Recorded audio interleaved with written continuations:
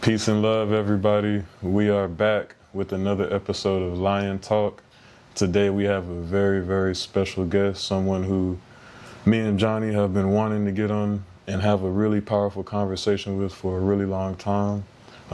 Someone who is a pillar in the Austin community, someone who is not only the leader of a very powerful organization, but also a very talented athlete, an amazing father, a friend, a brother.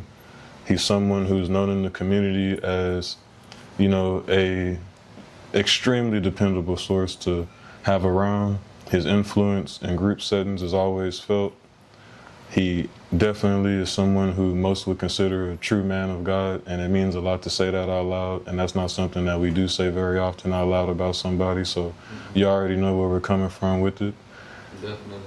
The name of his organization is We Can Now. We Can Now is an Austin-based nonprofit focused on ending unhoused circumstances through immediate relief and long-term solutions, healthy food access, street outreach, a wellness pantry, diversion into stable housing, and wraparound support after people receive the keys for their stable housing. The organization was founded by people with lived experience of being unhoused themselves, or as some would say, homeless, and have experienced homelessness to a high degree and food insecurity. Antony Jackson Sr. has publicly shared that he has experienced these things and is very open about sharing his story and being a prophetic pillar in terms of leadership and inspiration in the community. And we are very happy to welcome him onto the show today. Welcome, Antony Jackson Sr. Hey. Thank you for that introduction, brother.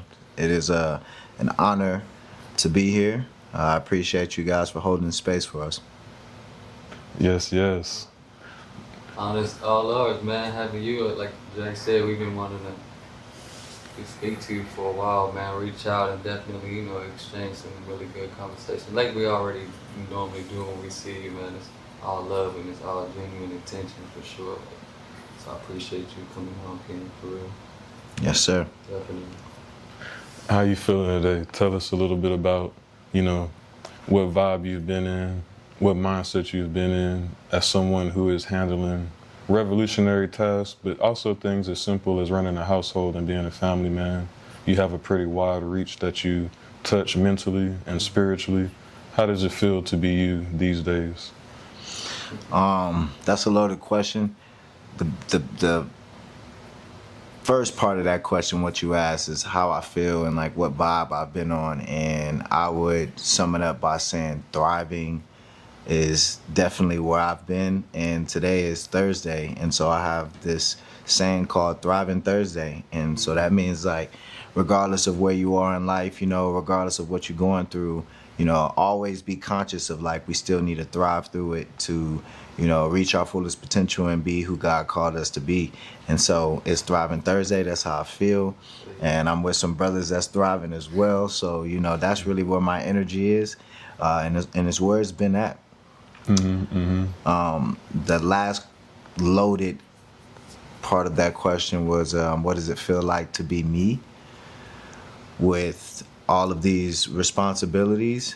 I would sum it up by saying it feels blessed, man. A lot of these things that, I've been focused on, as far as you say, like being a father, being a husband, the community work, and just even work within myself, my energy, it's come from trial and error to even be able to get here, And so, for example, like I was with my son today before I came, Antony Jr., and we were just having a great experience. And I didn't actually have that experience with my father growing up. So what does it feel like to be me? Is like it just feels blessed, man, because we've had to overcome so much just to get here, you know. And you know, being a husband for the first time, that's something that I'm constantly learning in every single day. And you know, we're in it for the long haul, so I can't really speak too much on that, except for you just got to be built and accept it all, you know. But yeah, it feels great to be called by God to be doing the work that I'm doing.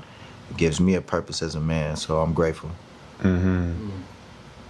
It's interesting you said, you know, to be called by God. When did you realize that calling was taking place, or what was it that you were identifying as, hey, this is my calling from God to participate in my reality in this way? How did you figure that out?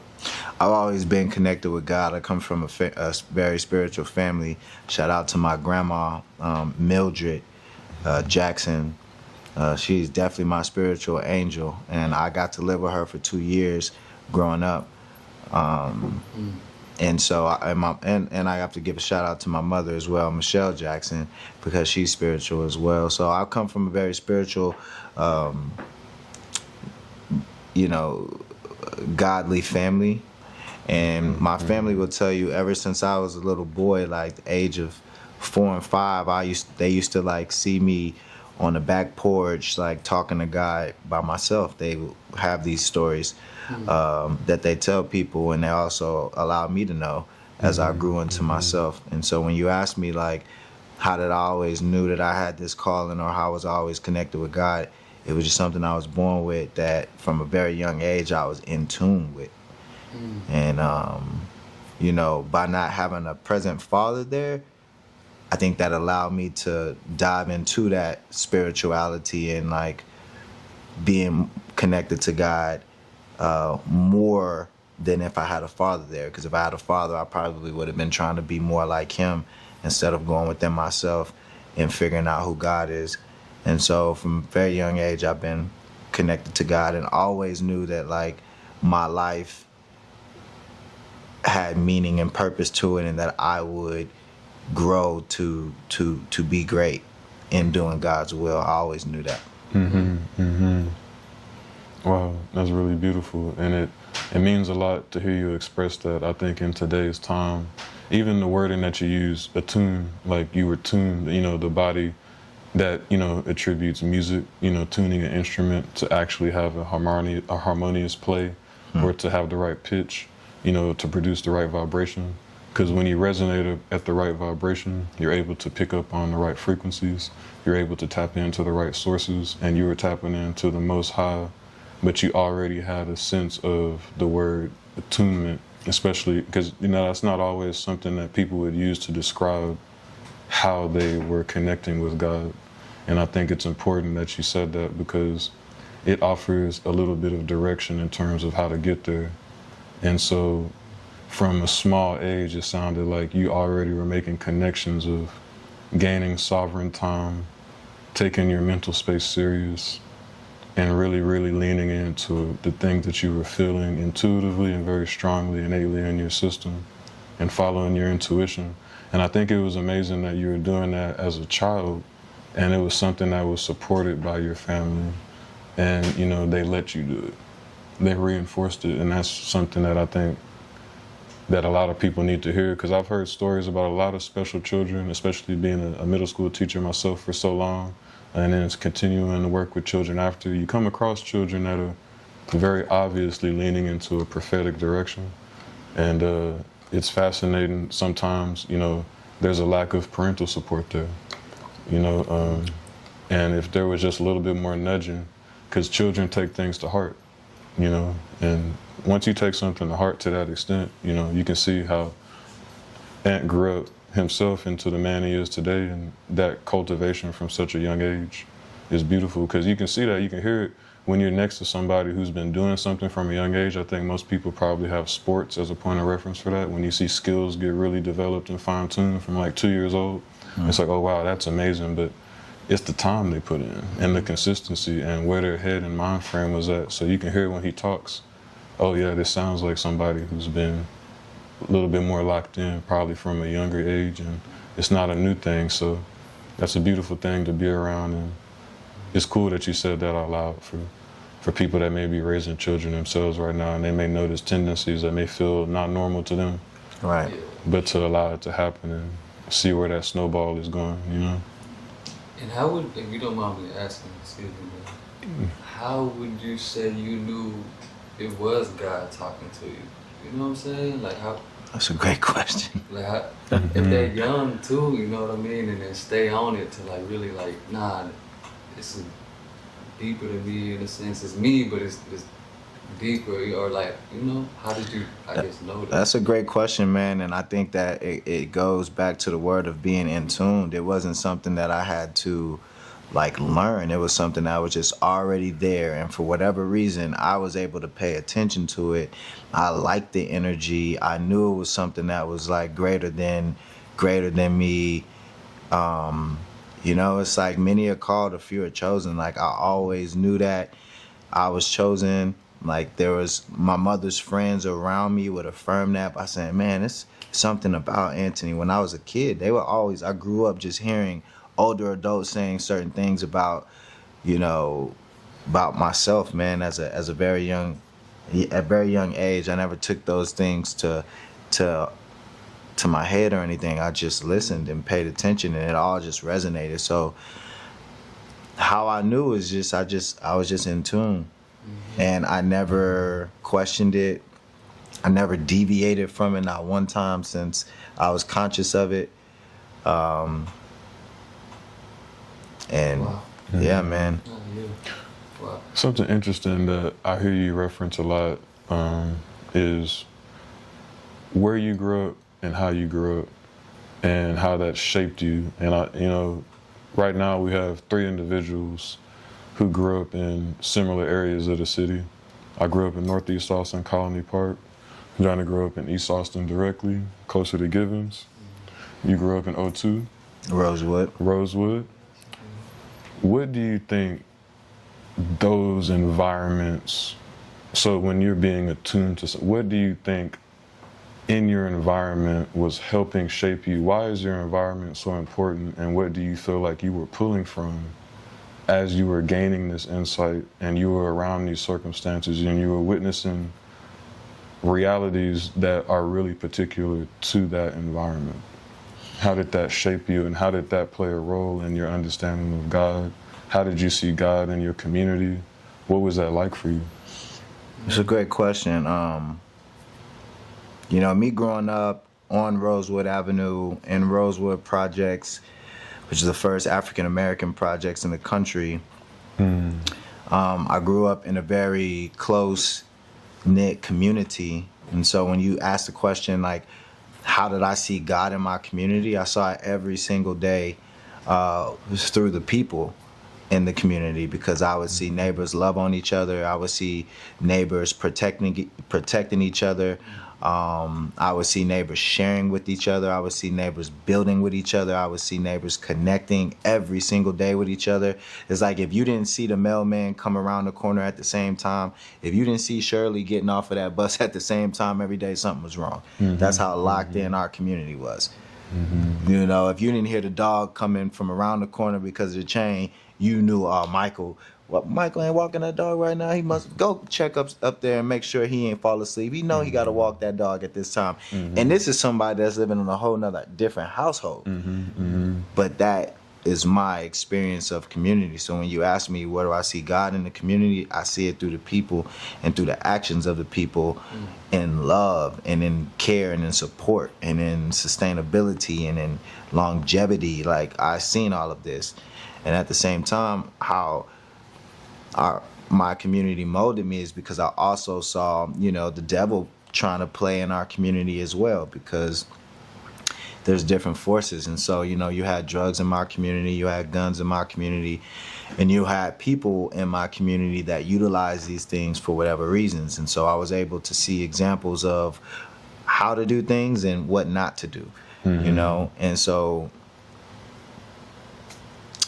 that's really how my community impacted my mindset in a way for me to say, you know what, if you see a person outside and they don't have no shoes on and you got 5 pairs of shoes inside and they wear your size, you just go give them a pair without even thinking about it. You know, it might not have to be your best pair, but for sure it's not going to be your worst pair either. If it got holes in it, if you ain't wearing it, you don't give that to somebody either. So I learned all that in my community that translated into just who I am as a person.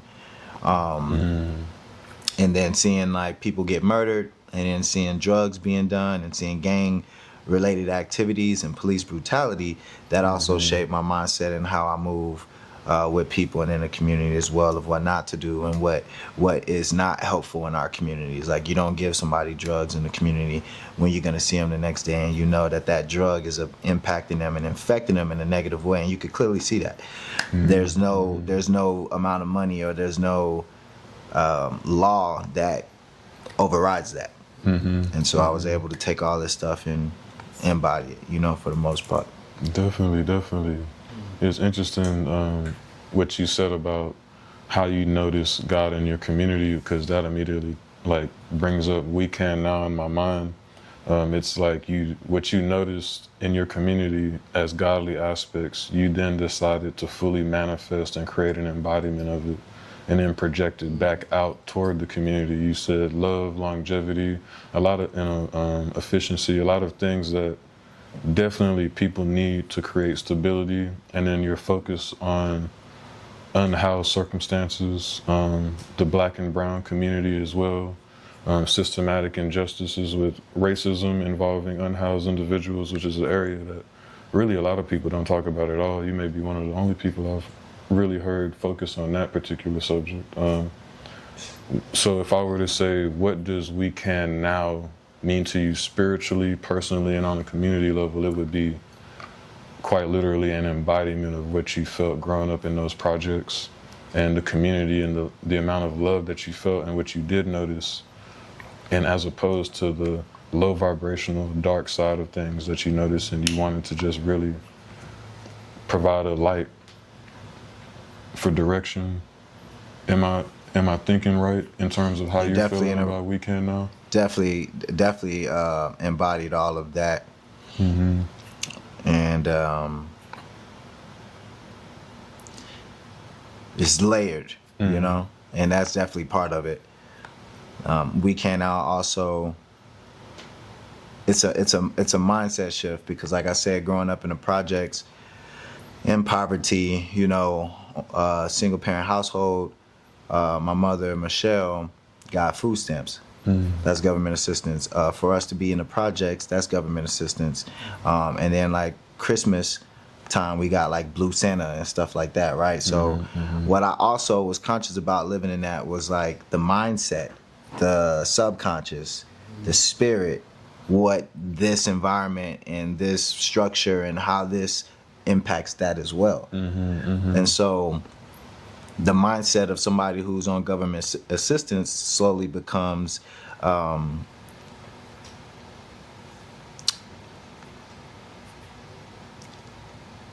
dormant and dependent, right? So you kind of give up yourself and your own power to someone else or to a system. And so when I say I'm hungry, my mom has to say, wait until this date for us to get food stamps so we can eat. And I get programmed off of that. So throughout the month, I'm like, man, my stomach growling, but I'm like, oh, it's only the 14th. We got 7 more days before we can eat, before the food stamps hit. And that type of subconscious and energy and doing that every day programs you mentally, spiritually, and then physically as well. And then it's the same with the housing. We're homeless. Okay, you got to go fill out an application, put it on this list, and then we'll call you. Like, my mom had to wait years to get a Section 8 call. Like, I was actually graduating high school when she finally got, so I was like, oh, no fun. I'm out of the house now, and now you get this nice Section 8 house, you know, but just having to wait. And so me experiencing that, I'm like, this is no way for us to live. I understand what it looks like, but like, if you're experiencing it, it's like, no. A person that abides to that type of system gives up themselves, gives up them power. And so like if that system is to crumble or crash, or if they were to change the laws or the rules, that person would not be able to sustain because they wouldn't know how, because they've been programmed to depend on a system or another person, and they give up the rights of being able to do it themselves. And so we can now, the name of that is breaking that. Instead of having to wait for the food or wait for the housing, we're not waiting on nothing that we deserve to have, that we should have, that other people have. We're not waiting anymore. So that's also part of, we can now on a spiritual level. And that ties into Philippians 4:13, which is God already told us we can do all things through Christ or God that strengthens us. And so it's just me being obedient to that. Definitely. And so you're really not just providing assistance, but you're providing empowerment, individual empowerment, to kind of deconstruct some of that programming that you experienced, that waiting, that dependency. That's a really beautiful thing. That's I think definitely the revolutionary point with what you're doing is, not only are you inspiring people, but you're creating a literal brand new thought process in general for somebody that maybe wouldn't have had that much, foresight within themselves to have that type of perseverance, And because of that programming, it can be overwhelming. I've gone through very similar battles with my brother, and making sure that he has housing. And, Texas is the worst state, or the 48th state in terms of mental health care. And so, as you know, working with the unhoused population, mental health is essential to that conversation. And that's something that I've experienced, long lists that take years, and it's not really possible for somebody who's actually going through a circumstance where it's day to day in their mind, and they're going through that anxiety of, kind of like what we were touching on before the show, having to always think ahead and not able to actually be present and be in the now to actually regulate their nervous system and de-escalate and get out of, because that programming really gets into your biology. After it gets into your mind, it gets into your biology, and then you have, in our community, disproportionate rates of certain health disorders and issues that definitely have a lot to do with internalization of stress and the nervous system, and also environmental pressures like you touched on earlier. And so it's really amazing that not only are you, helping with unhoused circumstances and providing outlets for that, but you seem to be definitely interjecting a lot of wisdom for people who have houses, don't have houses. Anybody willing to listen and, share space with you is going to come away with something. And that's a really beautiful thing in itself. And, how, with your personal experience with being unhoused, what did that mean to you? You said it happened when you were younger and then after college? Yeah. How were those two experiences different, and how did that feed into all of this? Because you physically were going through it. The difference between homeless and the beginning, my mother had me at the age of 16. So, and she left the house because my grandma, Mildred, was very strict, very, very, very strict. She didn't play that. So it was either you're going to get down with the law or you can kick rocks. And my mom was apparently making grown decisions by having sex. And, she had me at 16, got pregnant at 15, had me at 16, and left the house because she wasn't going to get with my grandma's program. And so that landed us into homelessness. And so me even experienced homelessness as like coming into it because she lived in the Salvation Army. She's a young mother, stuff like that. That wasn't my fault. You see what I mean? So like I experienced homelessness, and I had nothing to do with it. I was just kind of born into it. And that experience of like growing up in shelters and things like that as a kid, that experience of homelessness wasn't really cool, just because of all of the other dynamics. Like in a shelter, you might have this person, that person with a mental health, whatever. And so I seen a lot of stuff in those shelters. but over time living in them so much, it started to become norm. So it's like I wasn't fearful or scared or nervous after a while, but I still consciously knew like this ain't it. Even though I'm used to it, I'm not scared. My consciousness was still like, this ain't the end goal, and this ain't what it's supposed to be.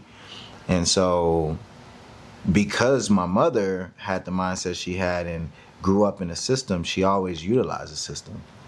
So from that point on, the best we could do was Section 8. So we started living in the projects from being homeless, and then going back into homelessness and getting evicted and doing that thing for just years and years and years and years.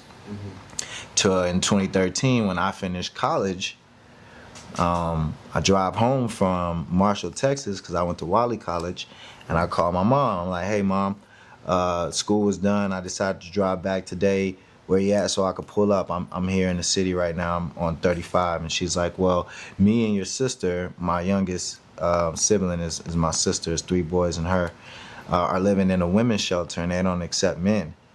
And so that was the call that I got when I arrived. And, you know, experiencing homelessness in that age, I was like, man, I done already done the shelters. I done already lived with people. I done already did all of that, you know. I'm tired of this. I'm going to just deal with this how I'm finna deal with it on my own, and just pretty much pull my own self up, because this is where I'm at right now. So this is the only train of thought. I'm at rock bottom. I got all my stuff in this car. I at least got a vehicle, thank you, God. And it's all on me now. That's how I took that call. And so from that point on, I just started figuring out like how I'm going to get away from homelessness, stay away from homelessness, and do something that's going to help people in this situation, because I'm a college student trying to figure it out, still dealing with homelessness, you know what I mean? Right. And so that was the two differences in the experiencing homelessness as a youth and as an adult. And I will also add that, like, as the adult, you know, I still kept myself up, so you wouldn't have been able to tell I was homeless either if I didn't tell you. I was still going to the gyms, taking showers, playing basketball, keeping myself going. I ended up getting a call to go play professional basketball after a year of that. And that's how I was able to get myself up out of it, because I got paid to do that. And so what a blessing again, you know? And so, yeah, that's what I'll say about that. Definitely. So that, if you don't mind me asking, that origin of We Can Now, like, when would you say that started, like 2013, or like to actually turn that into a, like, I know it's an idea, of course, but to turn that into something like a whole company, network, you know, what you're building, like, where was that origin? The origin was always there, because it comes from Philippians 4:13, just the belief of we can do all things through God that strengthens us. So I've always had that mindset as like, hey man, like I said, I'm homeless, but I'm gonna do this. Like, I never looked like, oh, why this? And it's so bad. It was always like, all right, this is what it is. I know I could do something to help this situation. And so if you ask me, it's always been in me to think like that, move like that, and understand that. And so it just started to crystallize more and more and more and more and more and more and more. And, you know, when I decided to found We Can Now, March 20th, 2020, which is our founding day with the IRS, that's just what it was, man. It was like, hey, man, I got to allow the people to know who we are, you know, and my demonstration, you know, and like what is something that's going to empower people. So I didn't want to say I can now. It's like, nah, it's just for the people. So, hey, man, do y'all know that we have the power to do this? And so it kind of just crystallized into that organically. Yeah, to actually turn that into a business, I guess, like to actually turn that into an organization, to go legit with it, to go nonprofit, you know what I mean? Like you did, like that mentality, bro. That just, to flip that around like that, bro, it's pretty definitely inspiring. I'm just wondering, I don't know if you had like a business team. I know you No. Right? Like, see, you just... No business team. It was all God, bro. Just being obedient and always being able to hear God at all times. And because I was such a young kid talking to God and building my relationship, like, I can hear God loud and clear, you know, and I have my own way of speaking to God, you know. And so Yeah, it was no team, bro. This was all just organic. It was all from example of God and me being obedient and me just wanting to empower the people, like Yeah. what God wants us to do. You know. And it's like you wanted it that bad, and God met you halfway, and then you just kind of like really just flourished into this now, brother. Like, nah, man, just trying to get really, really where you coming from, brother. I appreciate it. I can relate to being a single parent, you know, home, you know, pops type stuff, raised by your grandmother type stuff. Pops enough, little, maybe not the shelter, right? You know what I mean? That, to be honest, but still not really having a legit home to call home. So I thought that was kind of normal, you know what I Right. mean? So, but to have that mentality and give your power to another system of belief, I knew too young I didn't agree with. So to hear somebody say it like you said, you know what I'm saying? Like, damn, like, God is definitely looking at, always been a part, and you'll know, like, you'll definitely know, like, once you have ears to listen and eyes to see, for sure. Right. Like, with your heart, for sure, man. So I'm thankful to hear that. For real. Man, I'm grateful that you navigated those circumstances too and developed into a great man yourself, developing into a greater man. So salute to you as well. Thank you. Yeah, I think the more we say these things out loud, the more we realize, especially something that you highlight a lot, is the black and brown experience isn't as unique as we may feel. You know, we go through things that are like awkwardly similar and at a disproportionate rate, because everything y'all just said, I'm thinking about my life. And I mean, Blue Santa, line, you know, single mom struggles, masculine support that comes in is very heavy. Right. And for me, it was something that happened at different times. You know, I had two parents when I was younger, and then as I got older, things got a little bit more into disarray. But then I had one parent, but then I became sort of like I was already the oldest son of a group of brothers. And so then it would kind of felt like I was shifting from older brother to a second father type of position. And then when you have mental health escalate, and then, you know, it seems like, what do you feel, and even within the unhoused community, these issues are all so consistent, you know, and it shouldn't be so that when we're speaking about especially such like hard, low vibrational things, that oftentimes I'm fairly certain that if each one of us took the time to really detail out our lives and not sugarcoat anything, most people listening would question if, you know, what deep level of therapy we must have to continuously always be in.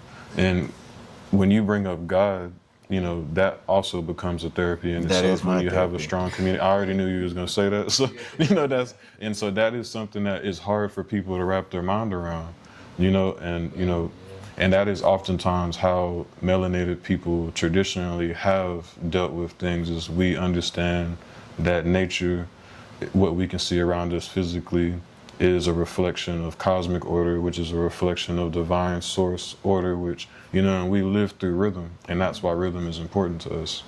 You know, it's vibrational. Like, you use the word attune, you were tuned into something. And, you know, I feel like, what do you think, and this may be, you know, slightly of a loaded question, because I'm gonna ask you a two-part question. What do you think are the reasons that it so disproportionately affects black and brown people? And then what do you think is the difference between charity and true restoration? The reason why I feel like there's so much disproportion is because there's systems set up in place for that. And so, you know, where you have a group of people that are like, why is it like this? And this is so bad, and we got to escape this, and it's so hard. You have another group of people that are happy and smiling that is actually taking place because it's been a plan this whole time. For example, real example, I'm from Rosewood Projects. And I'm from Austin, Texas. And so I don't know if y'all have ever heard of like the 1928 Act Plan, master plan, but that was the plan that actually moved Negroes or black folks, black and brown folks, from the west side to the east side to actually make the east side a Negro district. There was a plan for that. You know, so when you talk about disproportion and these numbers and why it looks the way it looks, there's people who are planning for this stuff to happen. and our downfall was someone else's success. You know, and so That's really interesting. I recently learned some things about where I grew up. I grew up in Colony Park, and I found out that it is also a very historical black district in Austin, and was a part of that movement. And I found out that a lot of the land that was there at one point in time was toxic. Soil levels were not clear, were not safe for people to live on. When you go further east in that direction into 2-4, you go into Weberville, that direction where Austin's Colony is, those neighborhoods like that, and you notice people don't have running water. The levels of intensity get, really extreme, and you can see the systematic effort of the plotting and the zonings, the districts where they know these are the issue or the so-called problems.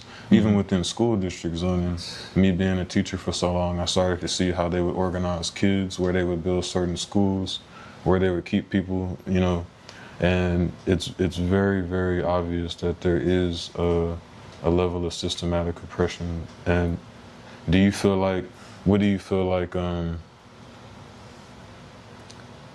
from somebody who grew up directly in it, what do you think can be done about that, more so in terms of a more so immediate solution that you could give to people listening?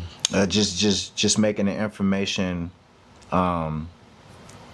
giving the information and allowing people to become more aware about these situations and circumstances, and also just becoming aware within themselves and who we are and how great we are, and starting to develop a village and a mindset of ownership, and being able to do it ourselves, and not being able to and breaking the trend of having to wait for someone to do something for us, or feeling like we can't do something without someone or without something, right? So just ownership, awareness, putting the information out there, allowing people to understand what's really going on, because everybody don't understand. Everyone doesn't have access to the information, and even if they do have access, they don't know how to get to it. And there's just so many layers of things on top of us to keep us where we are, which is low vibrational, and miseducated and misinformed, right? So we have to, just be aware of these things. We have to start putting the knowledge out there. Once you read something in a book, or once you learn something spiritually, put it out there. It might not gravitate to everybody, but it'll gravitate to someone. And then they'll be able to, transform and do the same thing. And to me, that's God. And so that's what I would say is something that we could do right now. That we are doing right now, actually. Definitely doing it. And genuine heart, genuine intention, and God on your side. Why not now? Why not? You. Why not? You know what I mean? Who you choose your team, your vision. Why not? You know what I mean? So we can now, brothers. Definitely a great, flame and awesome leader for that, to remind people of that, to say the least. And I'm grateful to God for giving me that purpose to live out His will, because in return, you got people who respect me as a man, right? But it's the energy in me, so I give the credit to God, because I could be doing anything. I'm still human, I like to hoop, I like women, you know what I'm saying? Like, I like to party, I like to do all these things, man. So I also realize that it's the energy in me, because I could also, what people fail to realize is that, like, you can make a decision and go this way, you know what I'm saying? Like, you have to be obedient. You have to be disciplined. You have to work on these things to keep this going, because any given day as a human, I could just wake up and not be feeling it, or wake up and make the wrong decision, and that could just tarnish everything, And so, I just want to give credit to the Most High, the energy, God, Definitely. I love your phrasing with energy.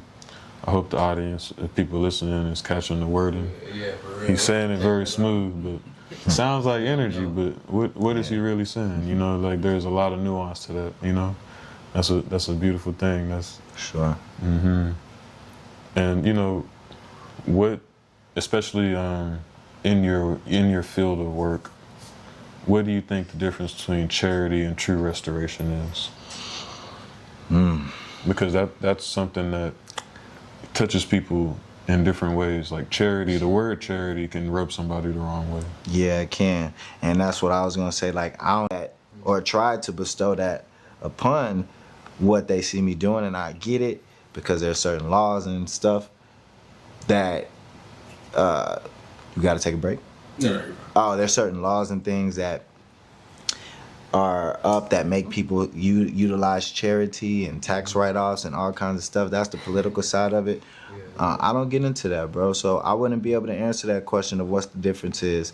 You know, I would say one of them is political and one of them is actually community. I think that's the difference right there. Then you know, Actual like that's solution. Yeah, an actual solution. And know? you critically break things down just like that. Like I asked you, charity versus true restoration, and you really broke down what charity was. You didn't just blindly answer it. And you know, you mentioned before being an athlete, having the opportunity to play professional basketball. If I have a point guard that I can pick, you know, 10 times out of 10, I'm picking Ant Jackson. He's gonna run the show. He's gonna break things down. He's talking to people. He's managing personalities. You're controlling the pace, the tempo, and you're noticing a lot. You kind of touched on that a little bit earlier. It might have been before we were filming, but you touched on your ability to be a floor general, break things down, be a general in all formats. And how did being a point guard specifically help shape you? How does that tie into your attunement with God? Because that's so specific. Like a point guard is the creative force on the court. It's the thing that is allowing the actual synergy to flow. It's part of it. And then so you're going and advancing that, and you're all the way to the professional level. Because I don't think people know what that means. To be a professional point guard requires such a level of expansive awareness, peripheral understanding, the little nuances to the game, not just simply going out and playing. How does that reflect back to the way that you just view life? How, you know, you're the eyes of a point guard, running an organization, managing. How did, you know, talk to me a little bit about that. I think I would give credit to God again, allowing me to do my will through something that I'm choosing fleshly. So basketball is something that I chose as a human. Like, I don't care what's going on in the world. I'm choosing basketball. And I don't care what nobody got to say. So that's me being a human and living in my flesh, you know what I'm saying? And so God was like, all right, you human, I know that, cool. I'm gonna help you still develop into who I need you to be through this sport. And so that's how great God is, you know what I'm saying? And so he said, you're gonna grow into a leader, or you are a leader, and I need you to develop these things within you because I've already ordained you to be that. So by making me a point guard and allowing me to be a visionary, as you can see, he put "we can now" into my thoughts, and I had to see the vision to create it. That all comes from having a visionary mindset and utilizing that through basketball, being able to see things before they happen, being able to create plays by seeing things, and I'm able to utilize all of that over the years, and to use it in my everyday life. And that's why I truly believe the phrase "ball is life," is because I've lived that experience, and I understand that you can take things from the game and utilize them in life for the better, for the greater. And so that's exactly what God allowed me to do with the game of basketball. Is he allowed me to play as long as I can, to be able to develop these traits that I need to be a leader, to be a visionary, to be a soldier, and also, you know, just to be able to facilitate things out here, and even have the confidence to do so. Even when I feel like how I feel, I have the confidence to do it because of the game of basketball, and I've been doing this so long. And so, like, when I made the transition really from basketball to my purpose, and walking 100% in my purpose, and it being about the purpose, and now basketball is second, God also allowed me to know, like, hey, I know I'm taking you from here and I'm putting you in here fully. Just utilize everything that I allowed you to learn and develop here over here. And that's exactly what I did. I said, okay, I don't really know how to do that, but that's a good start. So, you know, that's why I really can say that I'm a visionary, and I know why, because God made me that. You know, I was that before I was doing it when I was playing basketball. You know, how you can close your eyes and make a pass, or how you can look this way and make a pass this way. And you got to be able to see these things with your eyes closed. What I mean by see, not, you know, not with the physical eyes, but with your eyes closed. Yeah, a lot of what I'm hearing from you, in a more Eastern spiritual perspective, you have a sitting meditation and you have a walking meditation. And it sounds like basketball is your walking meditation. It's something to where you're in a really dynamic level of movement, but you're handling it at a much slower pace in your mind and in your body than what's being perceived from the outside. Because when you're watching you play, you're like a little pinball. It's just multiple things happening at one time on you're different going levels. fast, but in your body, you're attuned, you're actually absorbing the lessons. You're describing basketball the same way somebody would describe Muay Thai training, Buddhist Shaolin monk martial arts. Martial arts is basically what you're describing. And I think that's really interesting because from an American perspective, we're extremely recreational with things. And you even communicating that God is aware of the fact that you love basketball, because something that is also biblical is you promise the desires of your heart when you're in genuine accord. And so it's like, okay, there's a certain level of awareness with, because it also sounded like there was a certain level of stubbornness and commitment that you needed to even continue to play basketball, because you have to have the mental space, the resources, the ability. You said, I want to play basketball against all other odds, anything else going on in my life. I am going to play basketball, no matter what. And you were supported in that. And it reminds me a lot of what people may even bring up with like Mamba mentality. Some of the more philosophical, you're leaning into creating a basketball way of life. You know, that is connecting to a way to connect to God. Prayer, it seemed like. Can I say something real quick? Yes. What you are, why this podcast is so great is because you're asking questions that's never been asked before, but you're taking a deep dive, like you said. But you're allowing people to really be able to understand the things that they probably didn't understand in the physical when they look at me and say, man, he's 5'8", like why he on the court, right? We're unrevealing all of the stuff that you don't see as to why I'm that. You see what I mean? And I think that's totally genius. So I just had to say that. Yeah, you know, the deep dive, the dissecting man. That's genius, bro. Because people don't understand it's spiritual too. There's a lot of things going on at the same time on different levels all the time. And if you're not conscious about it, you won't get it. You'll just be thinking like, how? But then having conversations like this and really taking a deep dive into every level, spiritual, physical, you know, emotional, then you really start to develop like the truth, because it's more to it than just what you see, you know, and you get a broader perspective. And so, man, this is genius.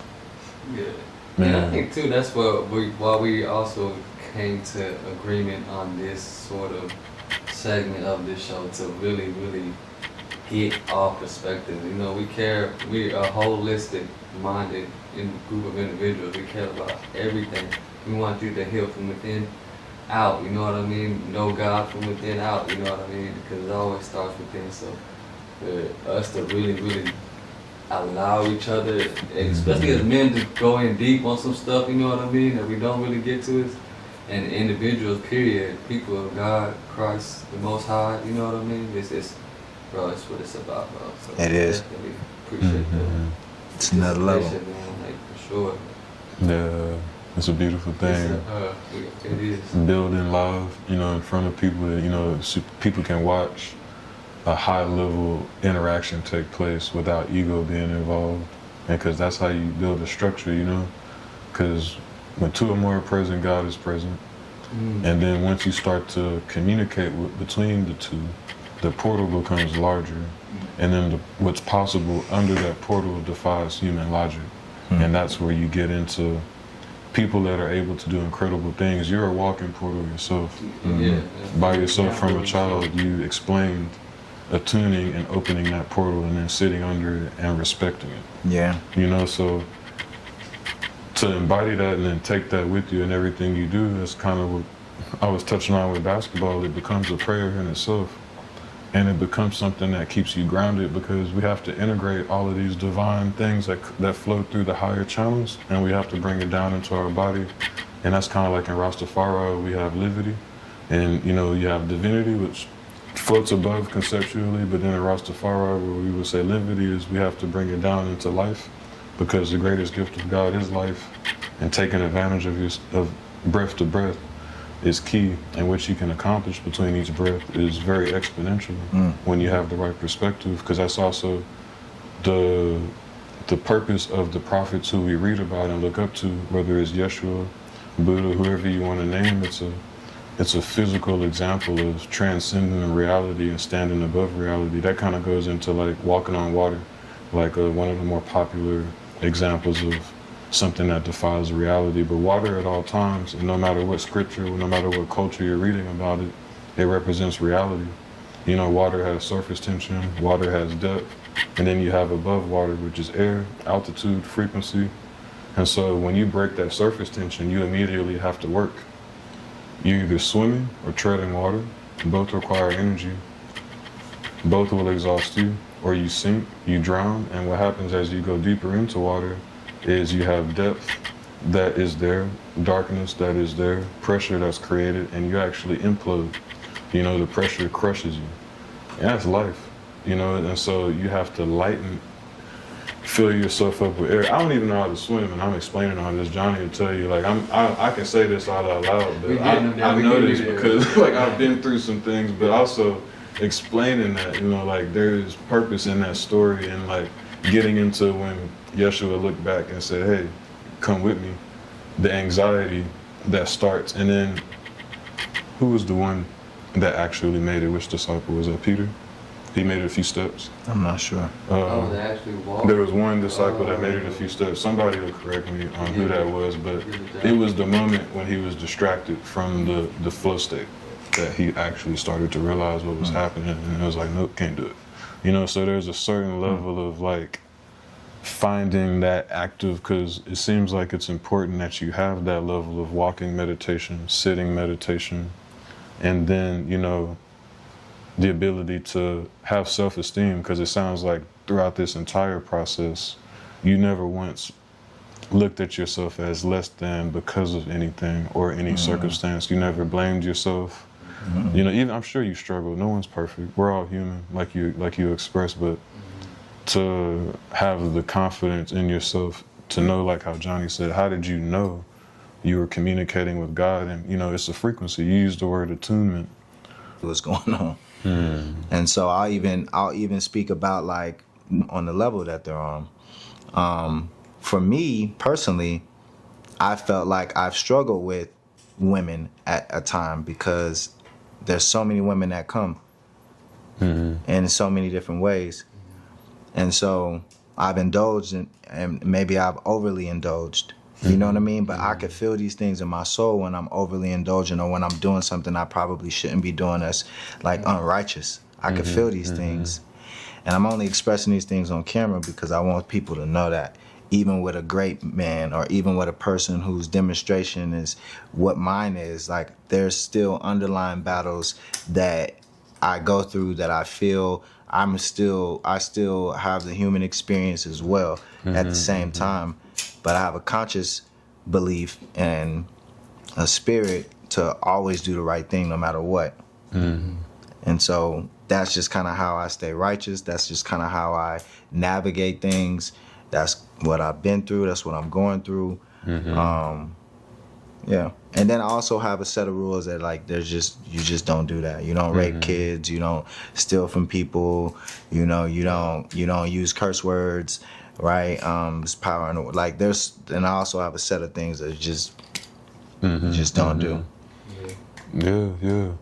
And, you know, to have a strong set of, like, boundaries is really important, And, I think it's really interesting hearing you detail all that and talk about the imperfections so people don't get a distorted image of you. And, Right. because we've been speaking very biblically this whole show. And I think that's interesting because something about Yeshua that's important to point out is he spent most of his time in the areas where he could get accused of the same things. Mm-hmm. And he's missing in the Bible from ages about 11 to 30 or so.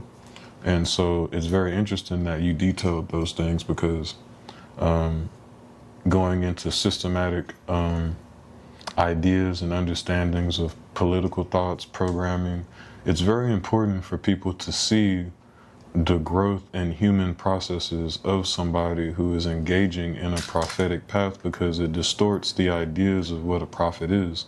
Right. And there's an awkward level of perfectionism and idealism to where people really wouldn't even be able to grasp properly a potent human being like the people we read about. Right. Because they behaved and composed themselves in ways that don't show up now as a post-colonial understanding of something that existed and was indigenous to another culture. Correct. And so to hear you say that, I think it's important because righteousness, comes to me with wisdom and integrity. And wisdom and integrity is how you navigate the walks of life. Within spirituality, you have people who lock themselves in monasteries, churches, temples, places like that, because they want to avoid the temptations and the heaviness and factors of reality that would cause them to go off their path.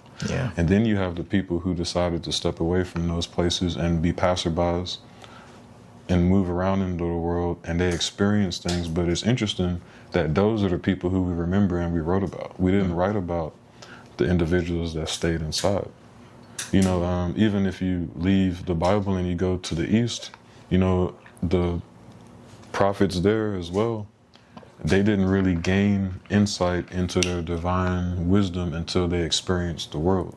Do you think that the ones that stayed inside actually are experiencing life at its fullest? Because to me, I'm one of those people who feel like you got to get through that darkness, or you got to get through that challenge, or you got to go handle that challenge in order for you to get to the next step, evolve, grow to a level of consciousness. Wherever you going and growing, you got to go through things. So like if you sit in a room and say, this is a safe space right here, and this is going to keep us, and these boundaries here is going to keep us right here, that's where you're going to remain. Mm-hmm. Meanwhile, the person who's out there embracing like, man, this is what it is, but I got to get through it, and I got a belief in God, and I'll use my wisdom, as long as I'm living. Once I get through it, now I've gained another level of wisdom, and I could keep moving forward, and I could give that back because I've experienced it. Definitely. You know what I'm saying? And so like that's just kind of where I'm at with it. Mm-hmm. I completely agree, and that seems to be when it comes to like the spiritual quest, the thing that people seem to miss the most. It's like you have to be a master of the reality that we live in. If you can't handle certain nuances when you encounter them, it's like you can't really say that's who you are, because when you're tested with that circumstance, you're shaky. Things start to fall apart. But you have to temper your actions with wisdom. That's how you make a sword. You stick it in the fire and you pull it out and you beat it.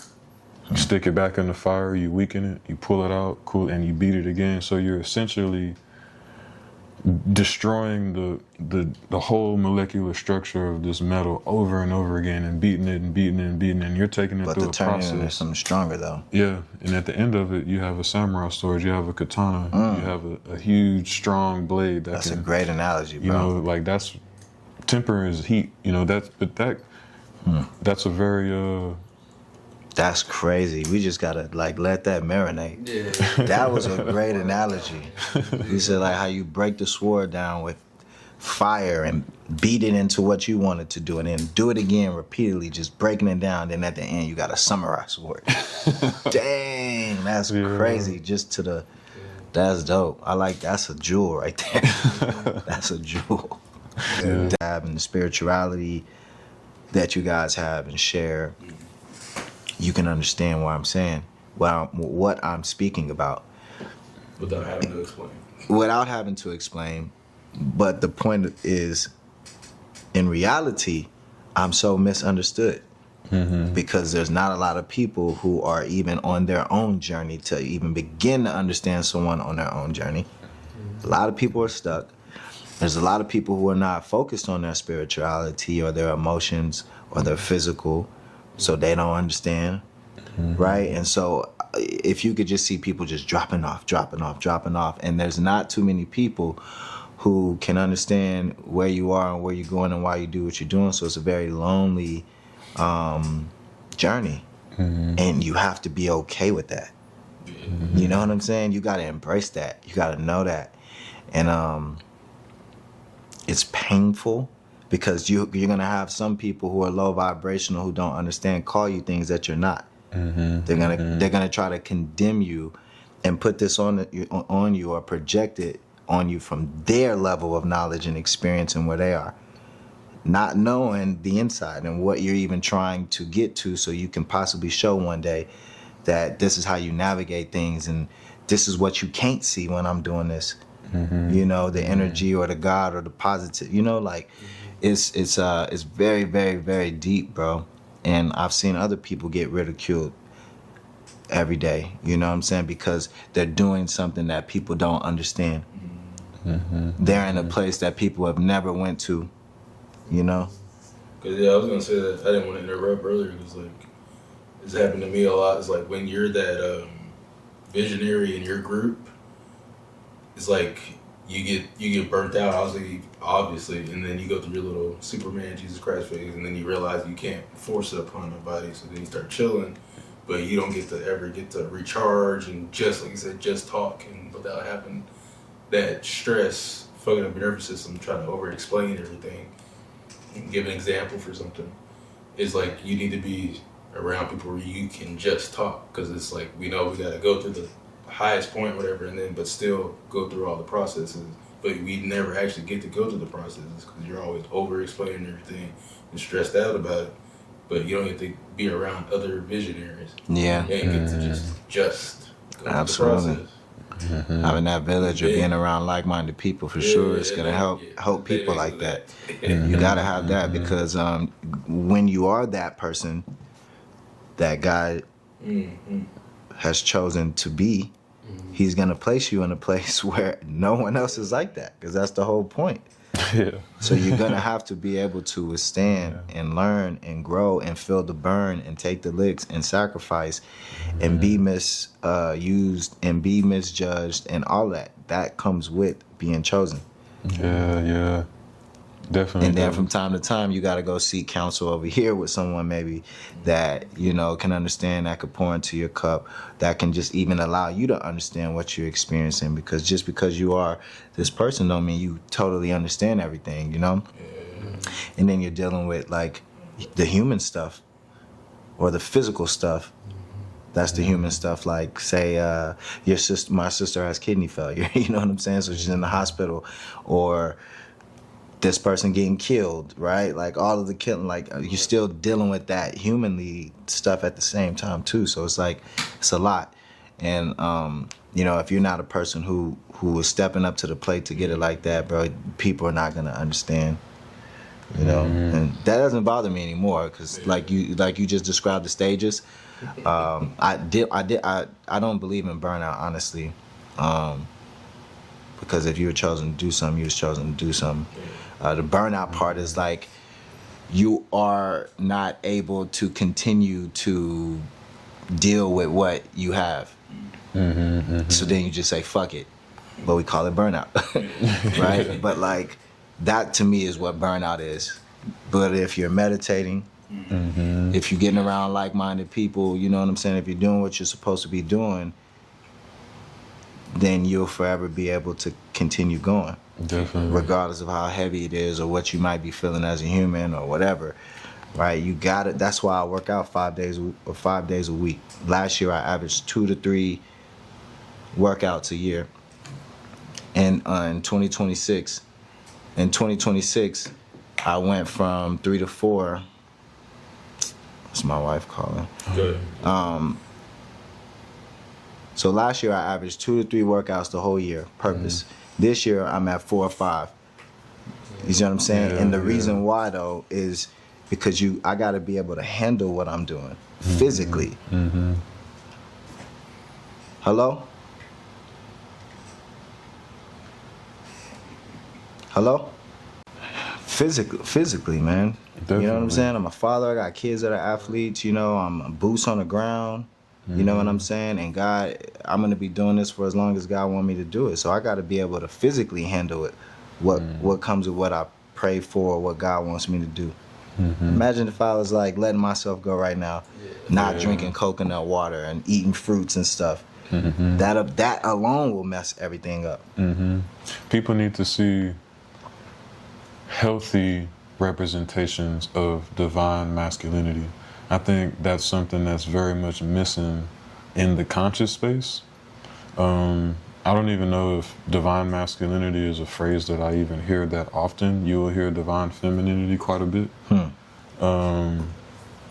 But to embody something that is extremely integral, to hold a safe space for women, to have very strong boundaries with children, to be able to be a general and patrol and keep a territory intact and, you know, push for harmony.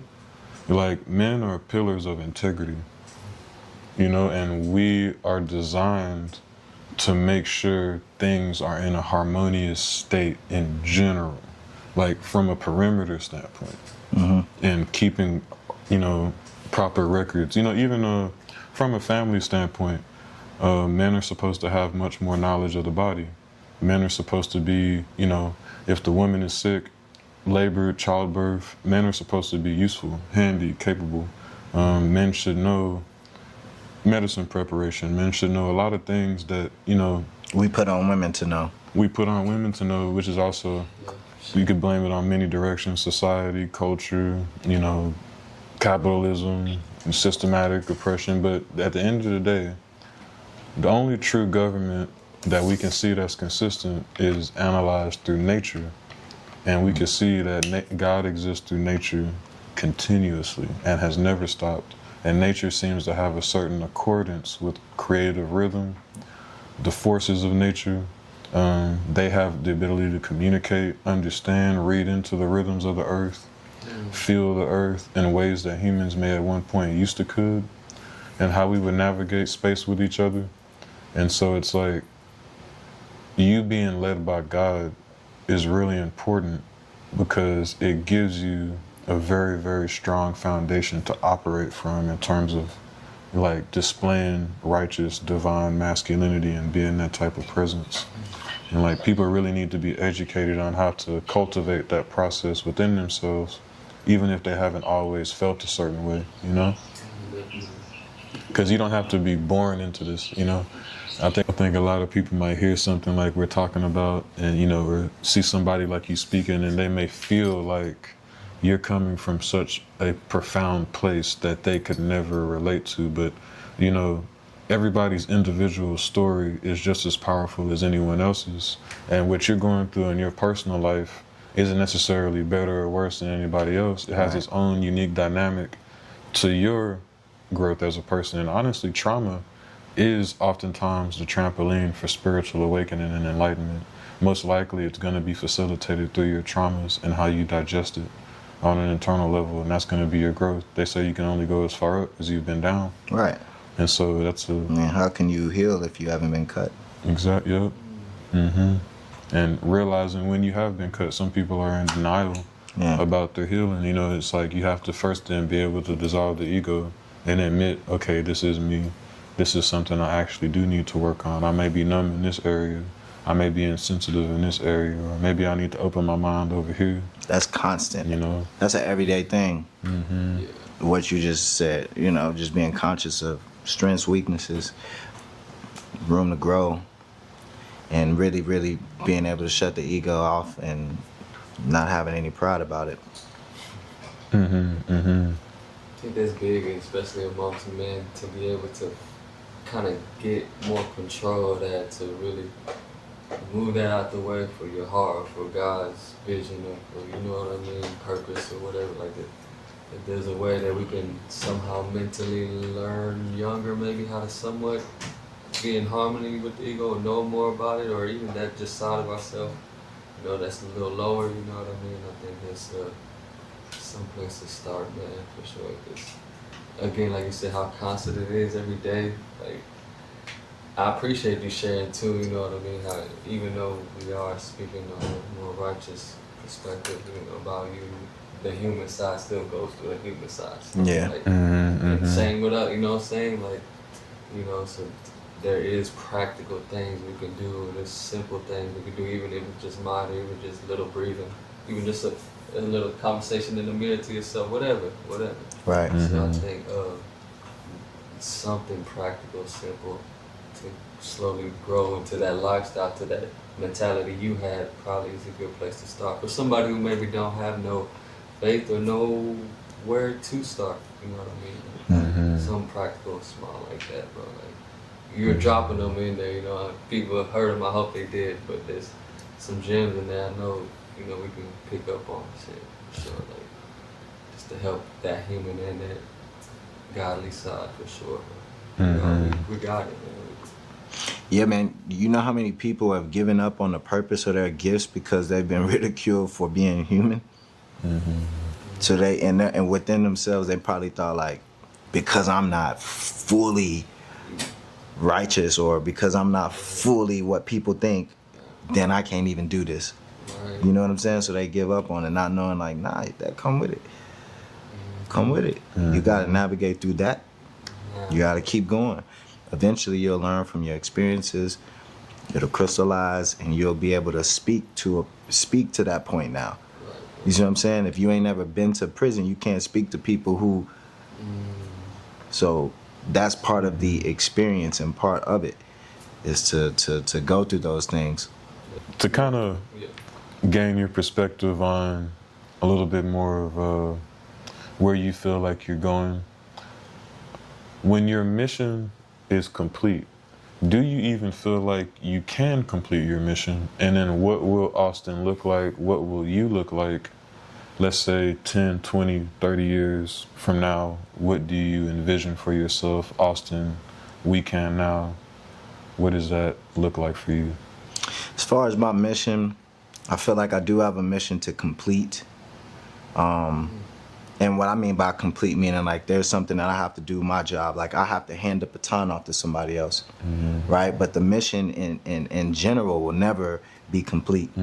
I'm just a person in a race that has the baton right now. So I have to make sure that I get to where God wants me to go so I can hand this baton off and in a certain way to the next person who's gonna be on their mission and their journey for it to evolve and keep going, you know, in the manner God sees.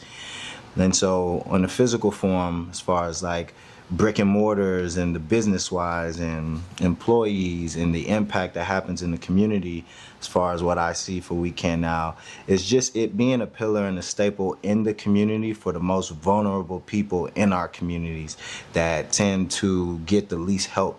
Right, I want there to be like how there's nice HEBs and you can go in there in grocery store. If you homeless, I want there to be a building, a brick and mortar called We Can Now that you can go in and get treated very well and get clothes and get the things that you need, that you actually need, and walk out of there differently and in a better situation. So you don't have to stay homeless for so long because, one, there's not any stores where you can go in and get everything that you need, so you would probably have to navigate to 5 to 10 different places to get all the things that you need, which is more barriers. I just that's just where I see it. You know, I see that We Can Now would be like Goodwill. So when you see Goodwill, you can now envision We Can Now, and in the model, and it's going to be for youth, it's going to be for unhoused people. People living below the poverty line, and people who want to get back on track on their journey to find their purpose or to just live a good life. That's what this building and that's what We Can Now will be doing. Man, that's beautiful.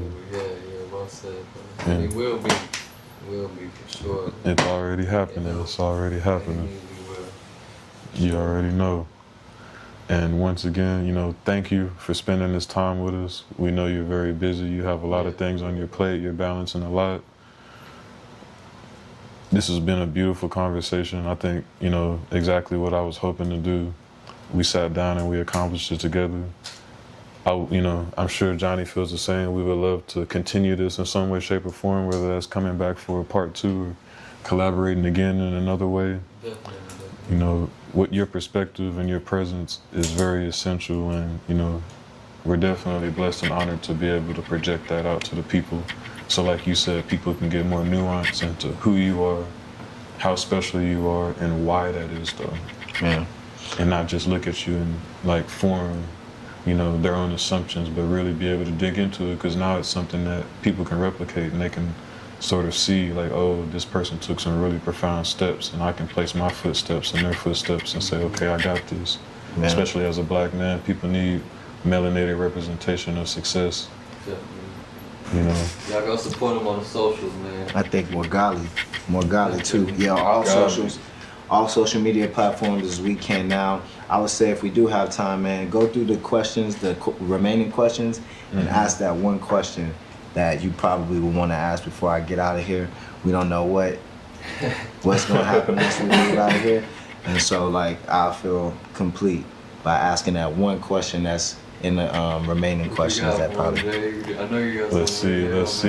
You hit some deep ones already, man. What we leaving here with? We got into some very, very interesting perspectives and mind states. If you could take a small child today from your circumstances that you grew up in, what would be some modalities, tools, thought processes, philosophies, things that you noticed, because it was very innate to you, the way that you connected with God, things that you noticed about how you did it, where you did it, when you did it?